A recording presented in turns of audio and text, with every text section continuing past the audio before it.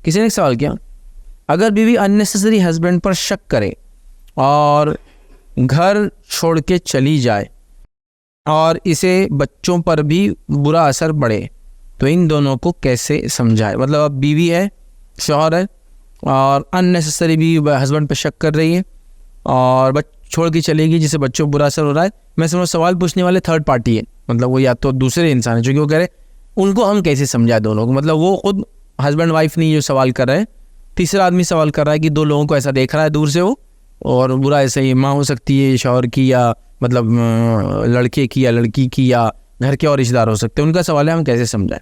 अभी देखिए husband and wife का जो रिलेशन है, मियाँ बीवी का जो ताल्लुक़ है, ये बहुत सेंसिटिव रिश्ता है।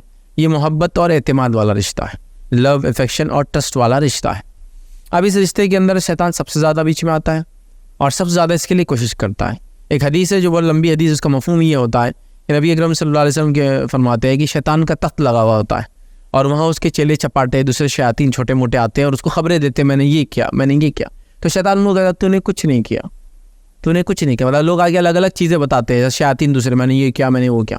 एक शैतान आता और कहता है मैं मियाँ बीवी के बीच में पड़ा रहा और इतना टाइम तक पड़ा रहा कि दोनों में झगड़ा लगा के उनको अलग कर ही दिया, आखिर सेपरेशन कर ही दिया, तलाक दिला दी, खुला दिला दिया, अलग कर दिया।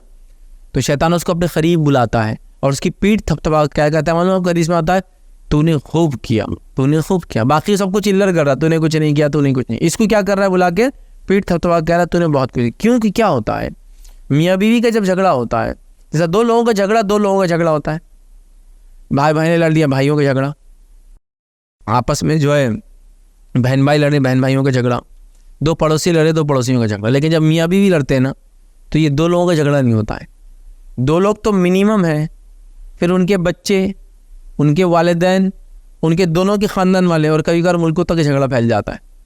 कई ममालिक का झगड़ा आज भी इसी चीज़ पर है कि उनकी बेटी थी, इनके मुल्क में आई थी, वो बादशाह की फलां थी, ये थी, दोनों झगड़ लड़ रहे एक दूसरे से, फलां सुलूक सही नहीं हुआ, फलां सुलूक सही नहीं। तो मियाँ बीवी के झगड़े से बहुत फितना फसाद मचता है, आने वाली जनरेशन बर्बाद होती है, दो लोग वो होते हैं। तो शैतान का तो ये ख़ास मशगला है। अब यहाँ यही इशू हो रहा है कि मियाँ बीवी मियाँ पे शक कर रही है वगैरह वगैरह। तो पहली चीज़ तो ये कि बीवी को चाहिए कि गैर ज़रूरी शक अपने शौहर पर ना करे। ज़रूरी शक तो एक अलग बात है, जो लिमिट में हो सकता है, जो इंसान की फितरत है, वो मर्द में भी होती है औरत में भी होती है, वो तो कोई मुस्तस्ना नहीं। कुछ चीज़ें औरतों में ज़्यादा है तो मर्दों में कम है, कुछ चीज़ें मर्दों में ज़्यादा तो औरतों में कम है, लेकिन वो सारी चीज़ें बचता नहीं इंसान। जैसा औरतें बातें ज़्यादा करती है तो मर्द लड़ाई झगड़े में ज़्यादा आगे होते हैं। आमतौर से देखें तो औरतें झगड़े नहीं करती हैं माशाल्लाह, लेकिन मर्दों के आप देखिए कैसे लड़ाई झगड़े हो जाते हैं। तो लिहाजा कुछ चीज़ें होती है। तो अब शक वैसे शौहर भी करता है, बीवी भी करती है।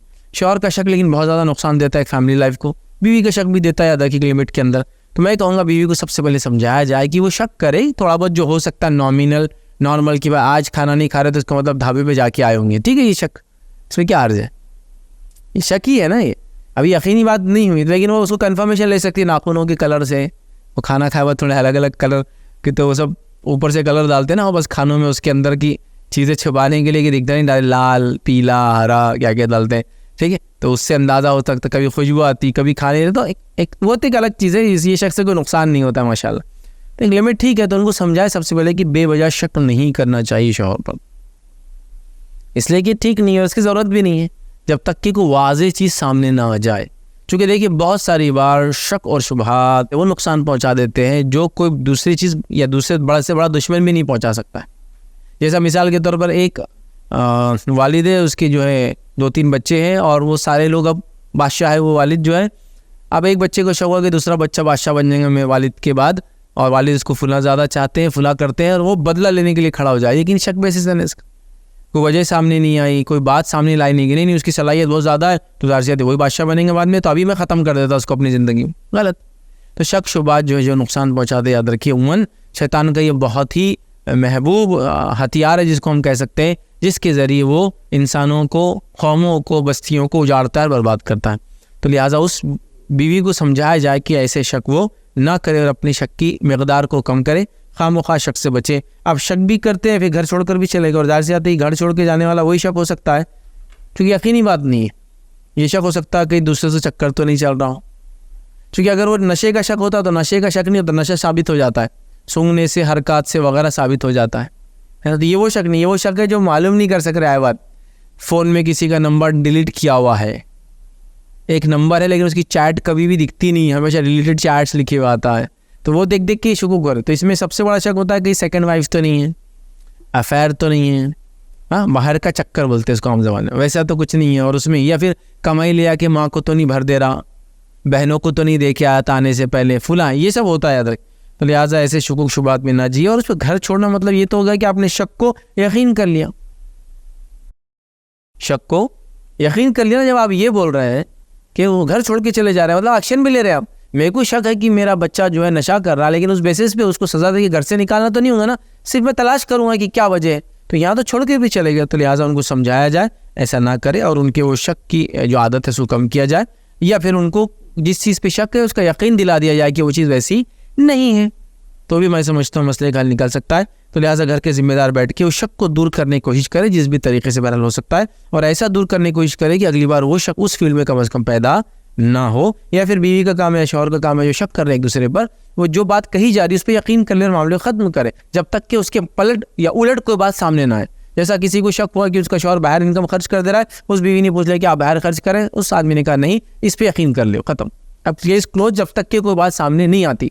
अब खामोखार ज़िंदगी बहुत डाउटफुल रहना, उससे कोई फ़ायदा नहीं, ज़िंदगी मिजरेबल लाइफ भी बर्बाद हो जाती है और फ़ायदा भी नहीं होता याद रखें। तो लिहाजा उनको समझाया जाए और काउंसलिंग की जाए। शैतान याद रखिए यही चाहता है कि मियाँ बीवी में शक शुबहात पैदा हो, और इसके बाद झगड़े हो, और इसके बाद फितना हो, और इसके बाद अल्टीमेटली तलाक हो, जिससे उनकी ज़िंदगी ख़राब हो, उनके बच्चों की नस्लें ख़राब हो, उनके ख़ानदानों में हमेशा रंजिशें और झगड़े रहे, और दोनों एक दूसरे के ख़िलाफ़ पूरी ज़िंदगी काम करते रहे, है ना, खिलाफ़ ही काम करते रहे।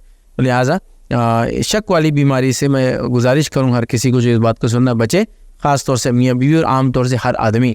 चूँकि देखिए अब 2 बिजनेसमैन हैं, 2 पार्टनर से बिजनेस, एक पार्टनर बैठा हुआ गले के ऊपर, दूसरा पार्टनर सामने से आता है, एक पार्टनर ने उठाया गले के नीचे से निकाला 50,000 और एक आदमी है उसको दे के चला गया। शाम में जब दूसरा पार्टनर हिसाब कर रहा है तो बोला, अरे 50,000 रुपये का तो हिसाब दिख रहा है नहीं जो उसने दिया, ये किसको दिया, जबकि उसका काम था शक नहीं करते, पूछ लेना चाहिए था कि यार वो आपने जो 50,000 दिए वो गले में से थे या आपके थे, मसला ख़त्म हो जाता था। उसने शक किया, अब क्या होता है आइंदा, अरे यार मेरे को तो पहले से शक था ये ऐसे ही कर रहा, 50,000 की गड्डियाँ देते जा रहा लोगों को, और बस फिर अच्छा खासा बिजनेस ख़राब हो गया। पार्टनरशिप टूट गई, पार्टनरशिप टूटी तो ज़मीन एक को चले गई, बिजनेस की टेक्निक एक के पास थी, उसने दूसरा खोल लिया, इसने डूब गया, उसने बराबर नहीं कर सका और चीज़ें बर्बाद हो गई। और इन्हीं शक और शुबह की वजह से हमारे पास एक चीज़ बड़ी मशहूर है, ख़ासतौर से मुस्लिम कम्युनिटी में, हालांकि बिल्कुल गलत और बिल्कुल ही बेबुनियाद चीज़ है। वो क्या मालूम आपको, पार्टनरशिप में कोई बिजनेस रन नहीं करना, पार्टनरशिप कभी कामयाब नहीं होती है। सारी दुनिया हमको चिल्ला चिल्ला कर बता रही है कि पार्टनरशिप ही एक तरीक़ा जो सबसे सक्सेसफुल बिजनेस कर सकते हैं। जितनी बड़ी बड़ी चेन्स और जितनी बड़ी बड़े इदारे जो बिजनेस करते हैं उनको इंग्लिश में क्या बोलते हैं, कंपनी। कंपनी क्या होता है, मिलकर काम कर रहे हैं, पार्टनरशिप, लोग सब पार्टनर हैं, कंपनी कर रहे हैं एक दूसरे को और मिलकर पैसा डाल रहे हैं और चला रहे हैं। तो आज दुनिया ने तो ये देखा, मिलकर चलाने के पार्टनरशिप के बिजनेसेस फ्लरिश हो रहे हैं, चेन्स बन रही है, कई लोग फाउंडर एंड को फाउंडर है, पार्टनर्स एंड को पार्टनर्स है, ओनर्स एंड को ओनर्स है, मिलकर देखिए कितनी बड़ी बड़ी तिजारतें कर रहे हैं। और हम लोग उसी फ़लसफ़े में लगी, मिलकर, हाँ मिलकर इस गलीज़ ज़हनियत के साथ काम करने से तो यकीनन कोई तरक्की नहीं पा सकता जो आजकल हम लोगों में हो चुकी है। तो लिहाजा मामलात को दुरुस्त करें और मिलकर अगर हम तरक्की करें तो बड़े बड़े बिजनेस और तिजारतें आजकल इसी सिस्टम पर चलती है।